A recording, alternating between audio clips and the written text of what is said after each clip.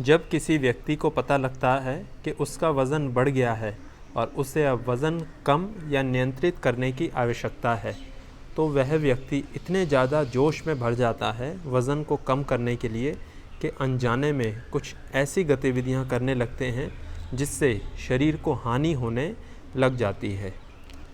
जब भी वज़न कम करने का ध्यान आता है तो सबसे पहली चीज़ जो हर व्यक्ति करता है वह अपने भोजन को कम करते जाता है, परंतु उसे इस बात की जानकारी नहीं होती कि वज़न कम करने के लिए किस चीज़ को खाना है और किस चीज़ को छोड़ना है।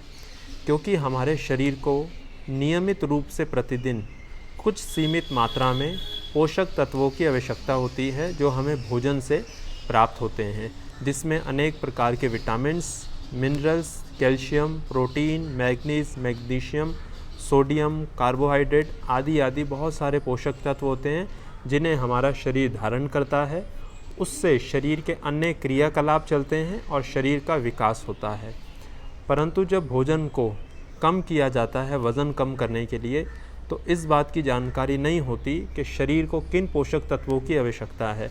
और जब भोजन कम करते हैं वज़न कम करने के लिए, तो ऐसे में बहुत सारे अनेक पोषक तत्व भी छूटते चले जाते हैं और नियंत्रित ही शरीर को पोषक तत्वों का अभाव होना आरंभ हो जाता है, जिसके परिणाम स्वरूप शरीर में अनेक प्रकार की समस्याएं उत्पन्न होने लगती हैं। तो यदि आपको वज़न कम करना है तो आप चिकित्सक से संपर्क करें। विशेष मार्गदर्शन में क्या खाना है और क्या नहीं खाना, यह बहुत हद तक व्यक्ति विशेष के ऊपर निर्भर करता है, क्योंकि लगभग सब लोगों की जीवन शैली अलग है। एक दूसरे से काम करने की, सोचने की शारीरिक रचना अलग है और अन्य क्रियाकलाप भी, अन्य दिनचर्या में भी बहुत अंतर है। तो एक ही चीज़ हम कई सारे लोगों के ऊपर लागू नहीं कर सकते।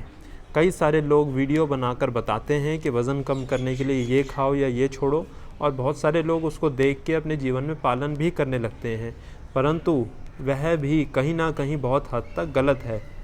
क्योंकि वह जो वीडियो बनाई गई है या जो एक सामान्य जानकारी दी गई है, ज़रूरी नहीं है कि वह आपके ऊपर भी लागू हो। हाँ, अधिकांश लोगों के ऊपर लागू हो सकती है और लोगों को उससे लाभ भी होता है, परंतु आपको यह आपके शरीर के अनुकूल हो यह आवश्यक नहीं है। तो इसीलिए चिकित्सक से संपर्क करके अपने शारीरिक रचना व आवश्यकता के अनुसार कि आपको क्या खाना है, कितने समय में खाना है और कब खाना है, इसकी जानकारी प्राप्त करें और उसके बाद अपना वज़न को नियंत्रित करें।